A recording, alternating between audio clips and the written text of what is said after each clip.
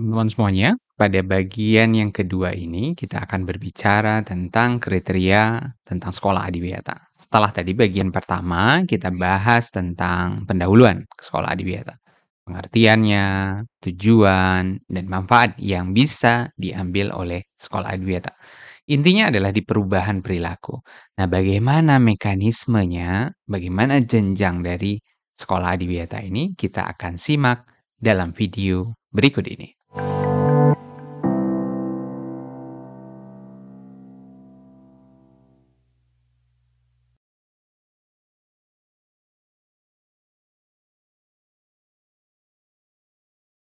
Oke, baik. Sebelum kita bicara kriteria tentang sekolah adiwiyata, ternyata sekolah adiwiyata memiliki jenjang-jenjangnya. Kita akan lihat ya, satu persatu seperti apa sih sekolah adiwiyata tersebut.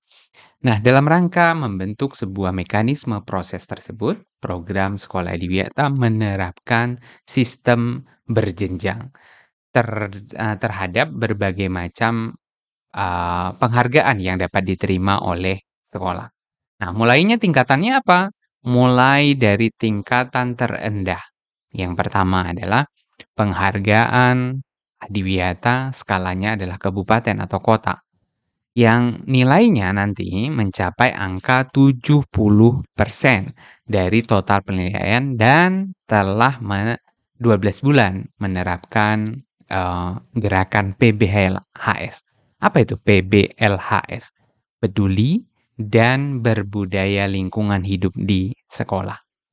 Setelah tingkatan kabupaten dan provinsi ini, kemudian sekolah dapat melanjutkan ke level yang berikutnya, yaitu penghargaan adiwiyata tingkat provinsi, yang mencapai angkanya adalah 80% dari total penilaian yang dilakukan. Ya, gampangnya adalah 80% ini udah benar nih dari 100% penilaian yang dilakukan. Kemudian juga dalam waktu sudah 12 bulan ditetapkan sebagai sekolah adiwiyata kabupaten atau kota. Jadi berdasarkan di poin nomor pertama tadi ya, supaya dia berkelanjutan. Sudah berhasil dulu nomor 1, baru masuk ke nomor 2. Yang ketiga adalah penghargaan berikutnya di tingkat level yang lebih tinggi, yaitu tingkatannya adalah nasional.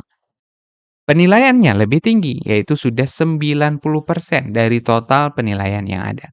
Dan juga sudah 12 bulan menerapkan sekolah adiwiyata sebagai sekolah adiwiyata provinsi di level nomor 2 tadi. Nah, yang keempat adalah sekolah adiwiyata mandiri. Untuk sekolah yang mencapai akumulasi penilaian paling sedikit sudah 95% dari total seluruh penilaian. Dan juga sudah 12 bulan menerapkan ditetapkan ya sebagai sekolah adiwiyata nasional. Seperti pada poin nomor 3 tadi. Ditambah harus sudah membina 2 sekolah lain. Nah, kalau dilihat dari ketentuan tersebut, dapat dilihat bahwa terdapat proses yang harus dilalui, tidak serta-merta melompat dari satu bagian ke bagian yang lain. Dari sekolah adiwiyata kabupaten kota harus menunggu dan berproses selama 12 bulan. Dan untuk mengikuti kembali naik menjadi adiwiyata provinsi dan seterusnya sehingga level yang paling tinggi. Nah, poin penilaian minimal pun setiap jenjang harus terus meningkat. Harapannya ada apa? Continuous improvement yang dilakukan oleh pihak yang ada di sekolah tersebut dalam waktu yang sudah ditentukan. Bahkan pada jenjang tertinggi, adiwiyata mandiri sekolah yang ingin mendapatkan harus membina ya sekolah-sekolah yang ingin terlibat dalam program tersebut. Ini menjadi transfer knowledge antar berbagai pihak. Dengan menularkan nilai kebaikan, harapannya akan menuai kebaikan pun. Proses saling belajar dan mengisi satu sama lain menjadi poin utama yang harus didukung secara bersama. Nah, ternyata menarik juga ya, ada jenjang-jenjangnya sekolah adiwiyata tersebut. Nah, bagian ini teman-teman kita akan lihat terkait dengan apa? Dengan kriteria sekolah adiwiyata. Nah, kalau kriterianya pasti dalam memulai sekolah adiwiyata ya, terdapat berbagai kriteria yang diterapkan. Nah, secara umum kriteria-kriteria tersebut dibagi menjadi 3 tahapan utama, yaitu yang pertama adalah tahapan perencanaan gerakan PBLAS, gerakan peduli dan berbudaya lingkungan hidup di sekolah. Dengan bobot penilaiannya adalah 20%. Jadi kegiatan perencanaan pun dinilai loh dalam proses penilaian sekolah adiwiyata. Yang kedua adalah pelaksanaan dari apa yang sudah direncanakan. Jadi dilaksanakan gerakan PBHLS. Karena pelaksanaan ini butuh tantangan lebih, ya, jadi penilaiannya adalah yang paling besar, 60 ya. Barulah kemudian kegiatannya dilakukan pemantauan, evaluasi dari setiap pelaksanaan yang ada, PBLAS yang sudah direncanakan dan dilaksanakan. Bobotnya sama seperti poin nomor pertama tadi, yaitu 20. Nah, teman-teman semuanya, setiap tahapan ini kita akan bahas masing-masing pada video ini dengan penjelasan masing-masing poin. Mudah-mudahan dapat lebih jelas. Yang pertama yaitu perencanaan. Nah, pada kegiatan perencanaan ini terdapat 4 penilaian ya. Apa saja 4 penilaian tersebut? Yang pertama adalah gerakan rencana ya. Rencana gerakan PBLAS disusun berdasarkan EDS, laporan EDS, evaluasi diri sekolah, dan hasil dari IPMLH, identifikasi potensi dan masalah lingkungan hidup. Banyak singkatan ya. Ini memiliki skor 3, teman-teman. Nah, dengan indikatornya adalah kesesuaian rencana dengan apa? Dengan laporan EDS yang sudah disusun dan hasil identifikasi pengolahan lingkungan hidup yang sudah disusun. Nah, jika sesuai dengan keduanya, maka memiliki skor yang paling tinggi adalah 3. Nah, bagian ini ingat totalnya adalah 20 tadi ya. Jika sesuai hanya salah satu, maka skornya adalah 2. Jika tidak ada yang sesuai. Salah satu artinya hanya laporan EDS-nya saja nih yang sesuai. Oke, skornya 2. Atau hanya IPMLH-nya saja dengan rencana, skornya adalah 2. Bagaimana jika tidak ada yang sesuai ya? Jika tidak ada yang sesuai maka skornya adalah 1.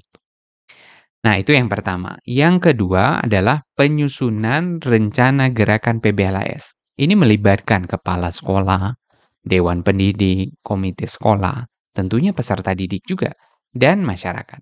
Dengan indikatornya adalah banyaknya pihak yang terlibat. Jika pihak yang terlibat penuh, maka skornya adalah 3. Misal kepala sekolah terlibat, dewan pendidik terlibat, komite sekolah terlibat, ya, peserta didik terlibat, dan masyarakat terlibat, berarti skornya paling tinggi 3. Jika kurang, oh ini tidak terlibat, si ini tidak terlibat, maka skornya menjadi 2 atau bahkan 1 gitu ya. Nah, itu bagian yang kedua. Bagian yang ketiga adalah rencana gerakan PBHL. Terintegrasi dalam dokumen 1 KTSP. Wah, apa ini ya KTSP? Di sana ada visi, misi, tujuan, dan program pengembangan diri. KTSP itu apa? Kurikulum tingkat satuan pendidikan. Jadi kalau teman-teman nanti akan bergerak di bidang pendidikan akan tahu ya. Nah, ini memuat rencana gerakan PBHS.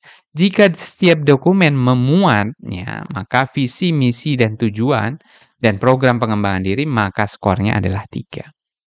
Nah, ini lebih ke administrasi ya. Dan yang terakhir adalah rencana gerakan PBHS ini terintegrasi dalam RPP. Apalagi RPP ini? RPP adalah rencana pelaksanaan pembelajaran. Seperti perkuliahan kita punya yang namanya RPS, ya, rencana pembelajaran semester. Kemudian diturunkan supaya dapat mencapai CLO, CPMK, dan seterusnya di setiap mata kuliahnya. Nah, indikator penilaiannya adalah banyaknya aspek PRLH, perilaku ramah lingkungan hidup yang terintegrasi dalam rencana pembelajaran, ya. Makin banyak, maka penilaiannya makin tinggi. Ada skor 5, ya. Nah, sedangkan bagian kedua adalah persentase RPP yang mengintegrasikan aspek penerapan eee, PRLH ini ya, perilaku ramah lingkungan hidup ini, dibandingkan dengan keseluruhan persentase. Jadi, jika lebih dari 80%, maka penilaian maksimum dapat dilakukan 5. Jadi, singkatan-singkatannya teman-teman ya bisa lihat di bagian ini nih, sudah ada di situ ya. Jadi, tidak ditulis semuanya, mudah-mudahan dapat dimengerti dengan baik. Tapi halnya adalah ini adalah administrasi, mungkin akan menjadi wawasan bagi teman-teman semuanya, bagaimana merencanakan sekolah adiwiyata. Nah, mudah-mudahan sudah semakin jelas ya. Bagian yang kedua, masuk ke mana tadi? Kita akan lanjut. Bagian yang kedua adalah bagian pelaksanaan. Ini jauh penting banget ya. Ya, tidak kalah penting juga dengan bagian yang pertama. Tahap kedua adalah pelaksanaan gerakan PBHLAS, peduli dan berbudaya lingkungan hidup. Setelah direncanakan, tentunya gerakan ini harus dilaksanakan. Banyaknya aspek standar yang digunakan dalam bagian ini dengan indikatornya masing-masing. Setidaknya terdapat 5 standar. Yang pertama adalah pembelajaran pada mata pembelajaran. Ada ekstrakurikuler di sana. Dan pembiasaan diri yang mengintegrasikan penerapan perilaku ramah lingkungan hidup di sekolah. Pada standar ini banyak poin yang dibahas, seperti di sana ada masuk kebersihan, fungsi sanitasi, drainase, terdapat juga pengelolaan sampah, penanaman dan pemeliharaan pohon atau tanaman, konservasi air, energi, inovasi yang dilakukan ya. Nah, bagian ini cukup besar poinnya teman-teman. Nah, skornya karena banyak banget yang dinilai, bisa sampai 55 ya. Nah, sehingga seringkali action di lapangan menjadi perhatian pengelola sekolah untuk benar-benar mengintegrasikan antara ya penerapan ya yang sudah direncanakan di setiap bagiannya. Yang kedua, teman-teman, adalah penerapan perilaku ramah lingkungan hidup untuk masyarakat sekitar atau daerah sekitar ya. Dengan indikator adalah jumlah aksi yang dilakukan. Jumlah penerapannya seperti apa? Nah, berdasarkan ini skornya menjadi apa? Menjadi 11. Ini menjadi skor tertinggi kedua setelah poin skor yang pertama tadi. Ini nomor 2, teman-teman. Dibandingkan dengan skor-skor yang lain. Nah, bagaimana bagian yang ketiga? Yaitu membentuk jejaring kerjasama dan komunikasi. Penting sekali komunikasi ini antara warga sekolah.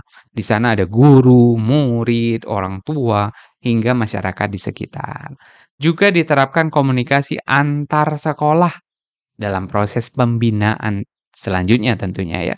Karena tadi level tertinggi dari sekolah adiwiyata kan diharapkan dapat membina 2 sekolah lain, kira-kira gitu ya. Nah, jadi, tantangannya adalah bagaimana membangun komunikasi ini bisa menjadi lebih efektif. Yang keempat adalah kampanye dan publikasi berbagai macam gerakan PBLAS yang dilakukan. Penilaiannya berdasarkan jumlah kegiatan yang berhasil dilaksanakan. Dan yang terakhir adalah membentuk dan memberdayakan kader adiwiyata supaya berkelanjutan. Indikatornya adalah berapa persen kader yang dibentuk dan jumlah kegiatan yang bisa dilaksanakan oleh kader ini. Misalnya, berapa kali kader diikutkan dalam sebuah workshop yang berhubungan dengan pengelolaan lingkungan, training, atau pembinaan lainnya, baik yang dilakukan secara internal sekolah maupun melibatkan pihak eksternal sekolah. Seperti dijelaskan sebelumnya, bagian ini menjadi bagian dengan penilaian pencapaiannya yang paling tinggi. Program Adiwiyata membaginya dalam 3 bagian utama. Perencanaan tadi ada 20%, pelaksanaan ada 60%, dan pemantauan evaluasi sebesar 20%. Pengelola dapat memprioritaskan berbagai kegiatan dalam rangka mendukung pencapaian nilai maksimal dalam setiap bagiannya. Jadi perlu diingat, ini adalah bagian yang paling besar penilaian. Bagian yang ketiga apa? Nah, ini bagian yang ketiga teman-teman. Bagian yang ketiga adalah dari kriteria pengelolaan sekolah adiwiyata adalah kegiatan yang tidak kalah penting adalah pemantauan dan evaluasi dari kegiatan yang sudah direncanakan. Nah, secara umum dibagi menjadi dua bagian. Melaksanakan pemantauan dan evaluasi yang sudah dilakukan. Tentunya apa saja pemantauan yang dilaksanakan sangatlah tergantung dari kegiatan yang direncanakan dan dilaksanakan. Misalnya yang direncanakan adalah program A. Memantaunya adalah melihat apakah program tersebut dilaksanakan atau tidak, gitu. Jika dilaksanakan, bagaimana hasilnya, reaksinya, dan dampak yang dihasilkan. Adakah mekanisme untuk penilaiannya? Berapa orang yang terlibat misalnya? Bagaimana mekanisme pelibatannya? Dan banyak pertanyaan-pertanyaan yang lain yang dapat diberikan pada saat kegiatan pemantauan dan evaluasi ini berlangsung. Indikator penilaiannya yang dilakukan tergantung dari frekuensi pemantauan dan evaluasi yang dilakukan. Namun dari skornya sih hanya 8 ya. Kadang kita sebagai pengelola berpikir buat apa banyak-banyak dilakukan pemantauan jika angkanya rendah dibandingkan dengan angka-angka sebelumnya. Mindset tersebut tentunya harus berubah agar kegiatan yang berjalan sesuai dengan rencana dan fungsi pemantauan haruslah bersifat baik ya, haruslah berjalan dengan baik. Bagian yang kedua, teman-teman, pemantauan dan evaluasi melibatkan berbagai pihak seperti kepala sekolah, dewan pendidik, komite. Jadi keterlibatannya dinilai. Semakin banyak yang terlibat, maka skor penilaiannya akan semakin tinggi. Diharapkan dapat menampung berbagai macam masukan terhadap jalannya kegiatan. Nah, tugas pengelola ini adalah bagaimana mengatur ritme dari kegiatan ini agar tidak mengganggu aktivitas utamanya, yaitu kegiatan belajar mengajar. Nah, ini menjadi tantangan juga ya teman-teman. Mudah-mudahan dapat dipahami dengan baik. Selanjutnya kita akan bahas bagaimana sih kunci keberhasilan dari sekolah adiwiyata gitu ya. Nah, dari rangkaian kriteria yang sudah kita bahas sejak tadi, maka kunci keberhasilan pengolahan adiwiyata tentunya ada di tangan berbagai macam pihak yang terlibat. Disebut sebagai warga sekolah, ada guru, siswa, orang tua, bahkan sampai masyarakat sekitar. Konsep yang pertama adalah kata kuncinya adalah edukatif ya. Edukatif itu apa? Konsep edukatif ini mementingkan perubahan perilaku, penanaman nilai-nilai lingkungan agar sekolah dapat menghasilkan generasi yang rahmatan lil alamin, membawa rahmat untuk seluruh isi alam, baik untuk manusianya maupun untuk lingkungannya. Jadi edukatif. Yang kedua adalah kunci keberhasilannya adalah partisipatif.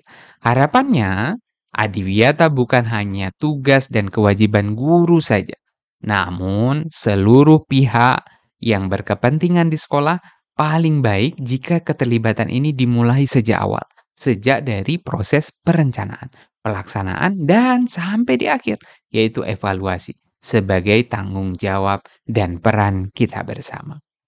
Nah, yang ketiga, nah ini juga menjadi hal yang penting untuk diketahui, yaitu berkelanjutan. Konsepnya tidak sekali merencanakan kemudian selesai begitu saja ya. Namun harus menerapkan konsep continuous improvement. Perbaikan terus-menerus sehingga dicapai efisiensi dan tujuan yang diharapkan. Konsep ini juga menanamkan semangat perjuangan bagi para siswa, tidak mudah menyerah dan terus belajar sepanjang hayat. Dibekali dengan kesiapan seluruh pihak dan komitmen bahwa adiwiyata bukan hanya sekedar lomba, namun bagaimana mekanisme perubahan sikap terutama yang berhubungan dengan pengelolaan lingkungan ke arah yang lebih baik. Nah, mudah-mudahan teman-teman semuanya materi kita tentang sekolah adiwiyata dapat bermanfaat dan juga dapat kita menambah wawasan kita bersama, serta membantu untuk mewujudkan sekolah adiwiyata di sekitar tempat kita tinggal. Mudah-mudahan materi ini bisa bermanfaat. Mohon maaf jika banyak kekurangan. Wabillahi taufiq wal hidayah. Wassalamualaikum warahmatullahi wabarakatuh.